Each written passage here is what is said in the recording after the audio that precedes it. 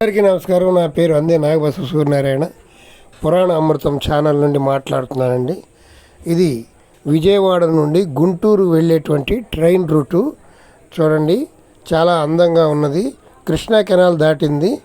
విజయవాడ దాటిన తర్వాత పరిసర ప్రాంతాలు చూడండి ఎంత అందంగా ఉన్నాయో. బిల్డింగ్స్ చాలా అద్భుతంగా ఉన్నాయి కదా. మనం ఇప్పుడు మ్యూజిక్ వింటూ ప్రయాణం చేద్దాం.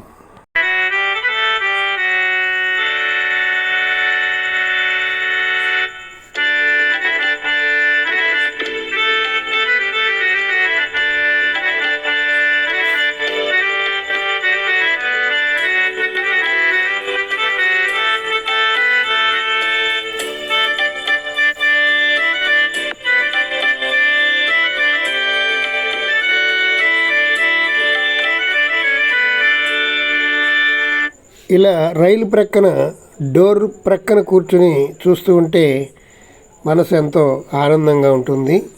అవి చెట్లన్నీ మన వెనకకు వెళ్ళిపోతున్నట్లు అనుభూతి మనకు కలుగుతూ ఉంటుంది. కానీ మనం వెళ్ళేది మన రైలు మనమే, కానీ చెట్లన్నీ వెనక్కి వెళ్ళిపోతున్నట్టు అనిపిస్తుంటుంది. ఇది చాలా అద్భుతంగా ఉంటుంది కదా.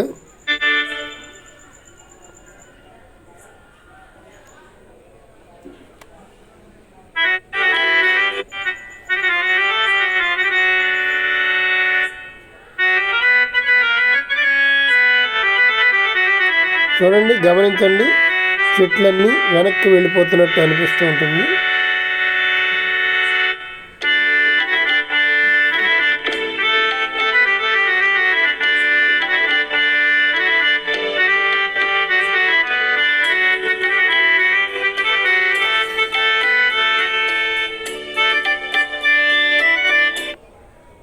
ఇదిగోండి, మంగళగిరి స్టేషన్ వచ్చింది.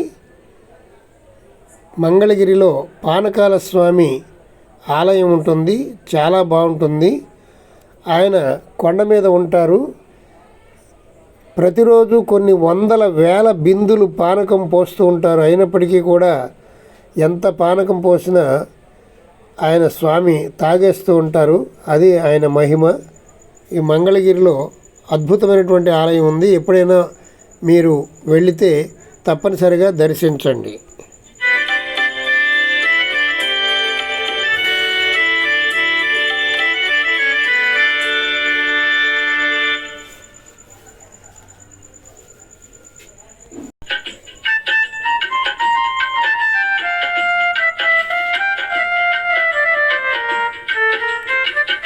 మంగళగిరి దాటింది.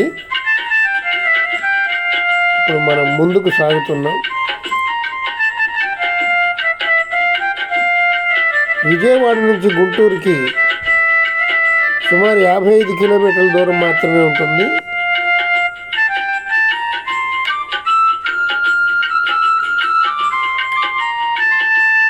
చూడండి, ఎటు చూసినా పచ్చని పొలాలు, చాలా అద్భుతంగా ఉంటుంది.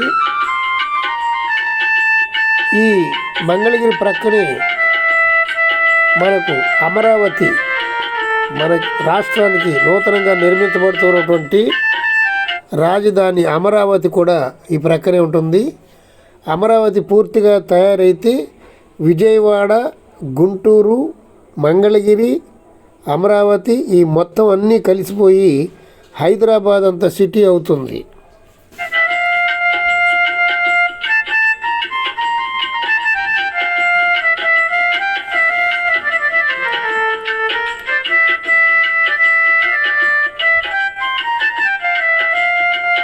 ఇప్పటికే విజయవాడ నుండి గుంటూరు వరకు చాలా వరకు ఊళ్ళన్నీ కలిసిపోయినాయి. ఇప్పుడు అమరావతి కూడా బాగా డెవలప్ అయితే ఈ మొత్తం 4 ఊళ్ళు కలిసి హైదరాబాద్ అంత సిటీ అయిపోతుందని అనుకుంటున్నారు అందరూ.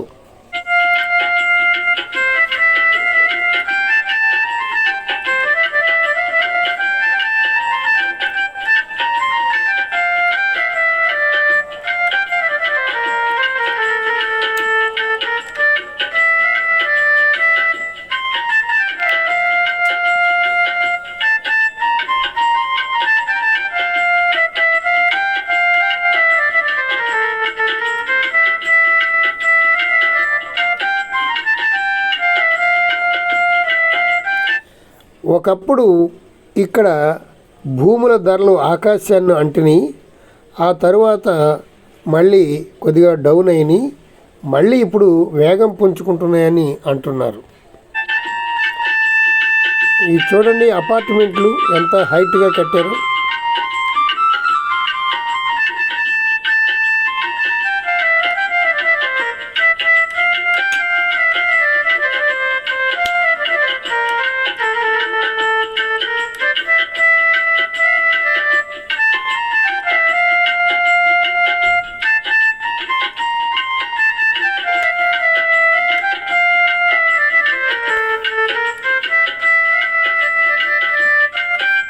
అదిగోండి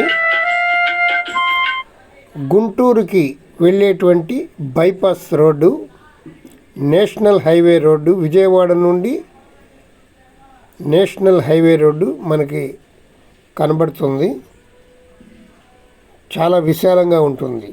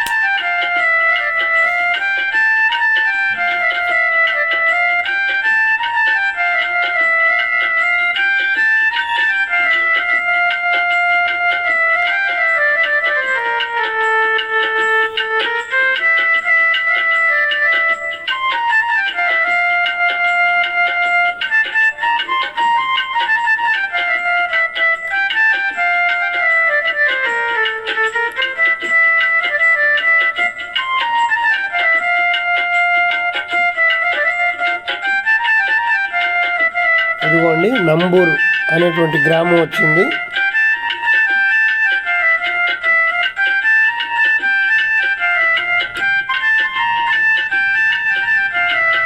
మేము ఎక్స్ప్రెస్ ఎక్కడం వల్ల చిన్న చిన్న ఊళ్ళల్లో మన ట్రైన్ ఆగట్లేదు.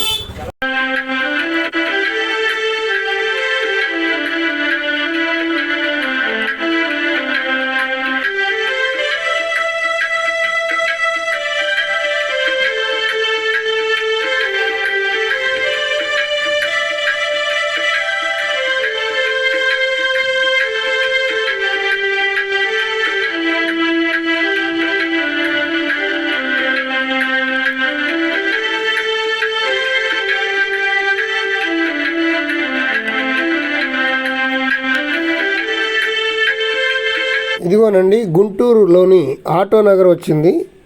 ఇక్కడ అనేకమైనటువంటి కార్లు అన్నీ కూడా ఇక్కడ స్టాక్ పడిపోయినాయి. పాత కార్లు రిపేర్కి వచ్చినాయి. ఇవన్నీ కూడా చూడండి లాట్లా పడి ఉన్నాయి. ఇవన్నీ పనికిరావు. ఇది ఆటో నగర్ గుంటూరు.